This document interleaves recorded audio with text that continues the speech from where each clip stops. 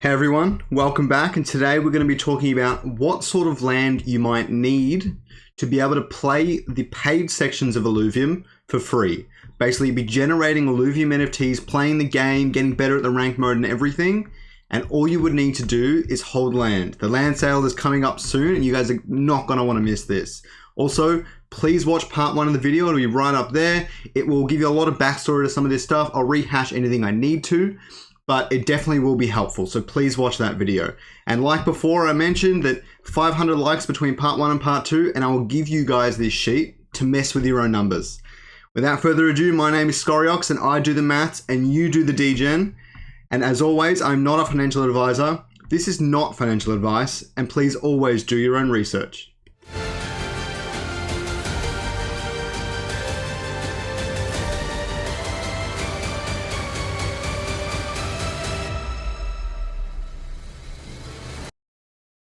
Oh boy, I really rushed through that intro. Okay. All right. So what is Illuvium Land?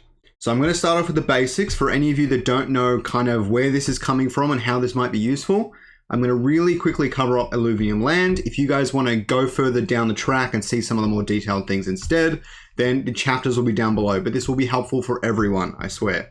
Okay, and as always, if you could please like and subscribe, it really helps. Don't forget, 500 likes between this and part 1, and I'll give you guys a spreadsheet earlier than I would otherwise, but please like the video. It helps more people see it, helps you get more demand on land, and maybe you can just resell it and play for free for a year. Who knows?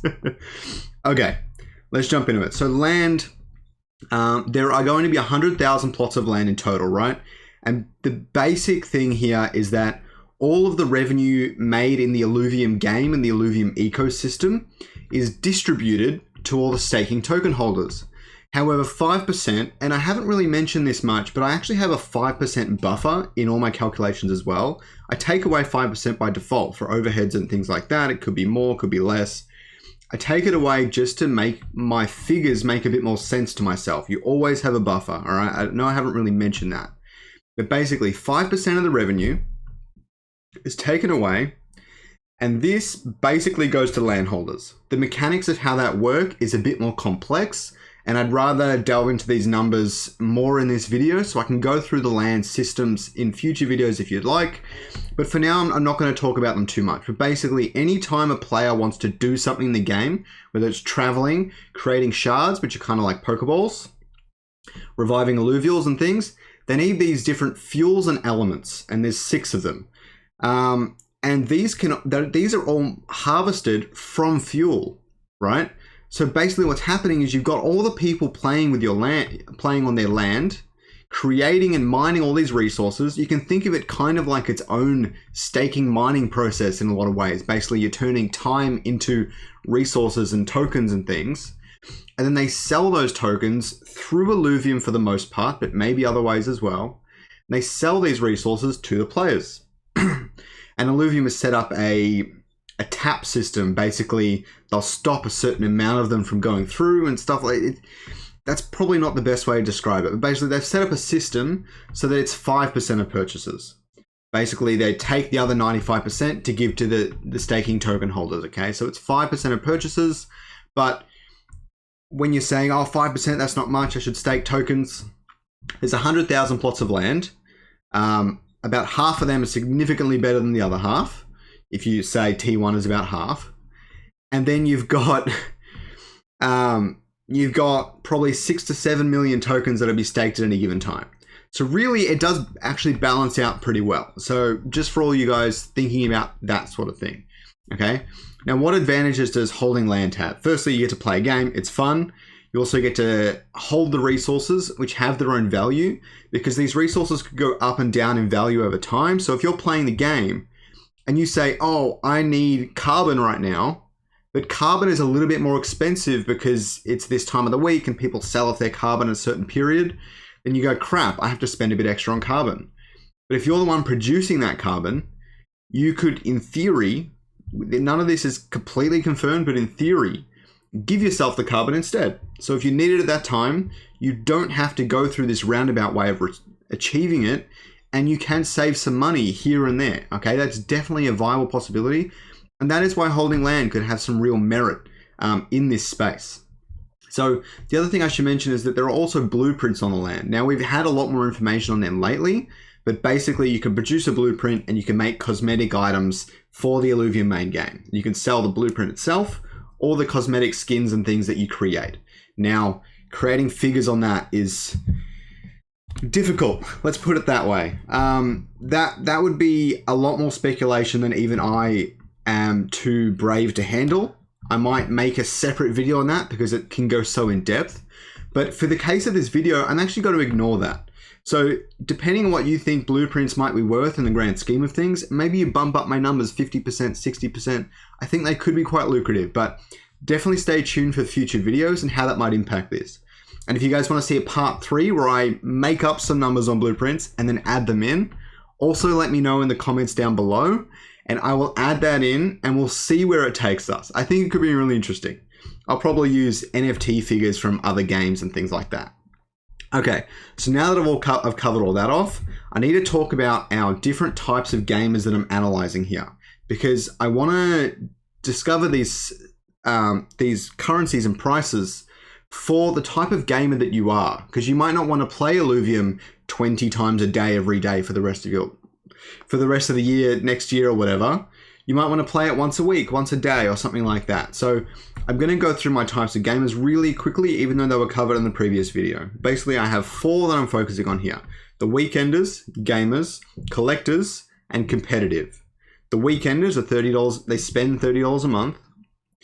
The gamers, $30 a week. Your collectors are $30 daily. They're the people that will want to buy as many alluvials as they can, but maybe they're not playing. They work full time. They're playing once a day or something like this. Then you've got the competitive players, which are people you could start to see as those that might be doing this full time. Maybe they turn it into their living. I'm not including scholars in this case, but maybe they're turning it into a living and they're trying to collect as many as they can so they can win the big tournaments. Because I think there will be a little bit of an overhead investment for a lot of people to be eligible to win a lot of these tournaments once the meta starts to evolve down the road as well. I would probably fall into the collector category, where I would be spending $30 a day, possibly. We'll see how we go, my staking rewards, all the rest of it.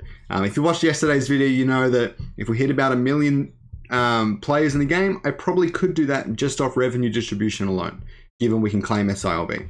All right, I know I've spoken a lot and you guys want to see the numbers. Let's do it, all right?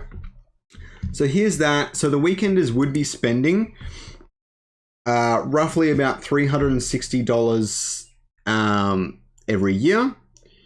Your gamers would be spending about $1,560, collectors $10,950, almost $11K, and your competitive players almost $150K every year, which is a lot. Let's put it that way.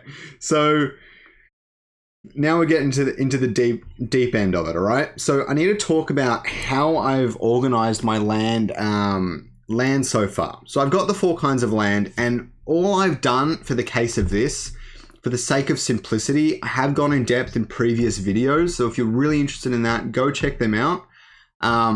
But basically all I've done is I've said the amount of land revenue that they're receiving, and I'm splitting them up in percentages to the types of land.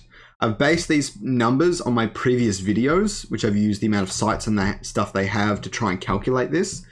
But basically 20% of the revenue is going to T1, 50% is going to T2, 30% T3, and 35% T4. Now, I think it could be skewed a little bit more towards T1 than what I've got here, but we'll have to wait and see. I think blueprints will also make a big difference here. Maybe it's more likely to find a blueprint on a T4, because as far as we know right now, it's the same likelihood for all of them. It'll probably take you longer to research it on T4, on T1 though, instead. So until we know further information about that, that's kind of where we're going at, okay? So I'm going to give you these first figures, and then we'll go into how much land you need to play Illuvium for free. So every single land every year at 125,000 players, each T1 land could be earning about $100 USD. Okay, I know that doesn't seem like much.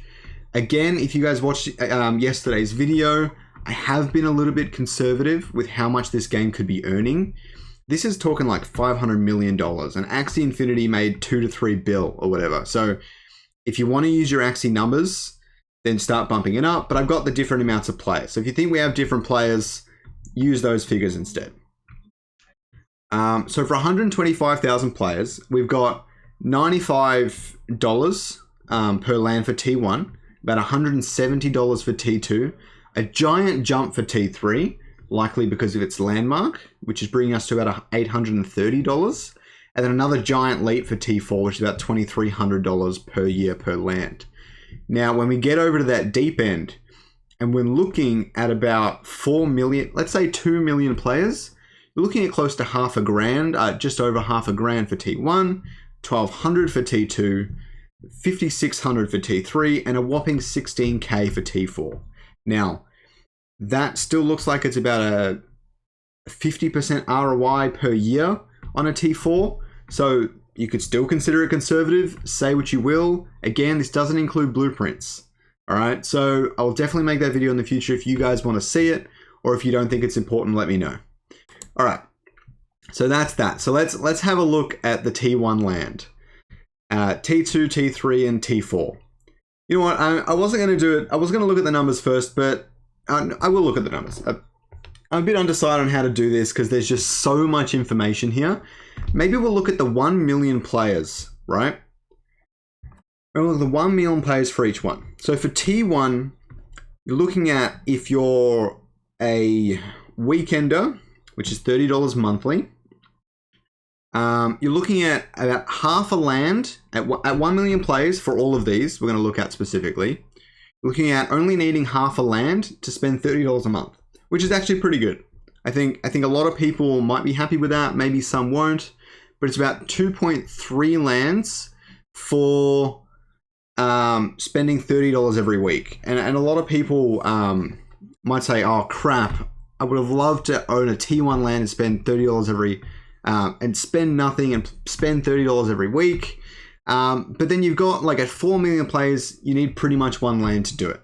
Then you can imagine 8 million and 16 million and so on. It's definitely still within the realm of possibility. So please consider that. But I think this one's a bit more interesting. For $30 a week, your T2 land will pretty much cover it. I think you get to the realm of covering it very easily. Right now, specifically looking at 1 million players, but at 2 million, it covers it. No, yeah, sorry. 1 million doesn't quite cover it. At 2 million, it does. Okay, I'm going to zoom out because I keep confusing myself. All right, so you've got the T3 land. Now, basically, if you're spending $30 a day and you have 2 of these lands, I suspect you'd be able to do it at about 2 million players. At 4 million, you'd probably be able to cover it with just 1 land. And for the T4 land, at 1 million players, you can pretty much cover most of your stuff, but you still won't be able to spend $30 every hour for 12 hours a day on a T4 land, even at 4 million players. So if that was your goal, then it might not be possible, but you never know. This thing could earn way more than any of us expecting, and blueprints could be one of the greatest earning opportunities in the entire crypto gaming sphere. That's very possible, and I believe in the chances of that. Okay, so let's check out my charts. Okay, T1 and T2 first. Now, you've got your T1 land, and basically what this chart is showing is as soon as it crosses that line, that big blue line there at the 1 mark, that's when the land will cover what you want to do. So for the T1 land, the only one that really covers is the weekenders, which is $30 a month, and you get that close to 1 million players. All right, but your gamers might be able to do it as well for $30 a week at 4 million players.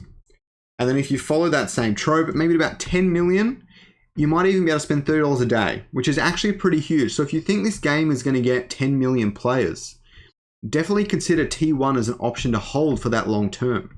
You might flip it, you might get a few T1s, get some scholars to play on it, who knows? The world is your oyster here. Always do your own research and please be careful still, okay? With T2 land, pretty much there's a very good chance you'll be able to spend $30 a month. And at about 3 million players, you'll probably be able to spend $30 every week, which is pretty good. Personally, I'm going for a T2. Pretty much just because I can't afford a T3. There's not really much more beyond that. If I can, I will go for a T3. I think that could be a lot of fun. And yeah, your collectors still need like 6 lands or so before, at 4 million players, before they can do $30 every day, which is unfortunate. But now if we start to go down to T3 and T4, you're seeing that at 4 million players, you might be able to just pretty much play the game to your heart's content. $30 a day with just a T3 land. And I think this is what a lot of people should really consider. I think T3, if you have the means for it and you're interested in playing the game, is a very viable option here. Okay, so that is not financial advice. I don't know why you would think that, but it's not financial advice. And your T4 land, you pretty much hit that on like 1.5 million players. So you're not having any problems playing the game, in my personal opinion.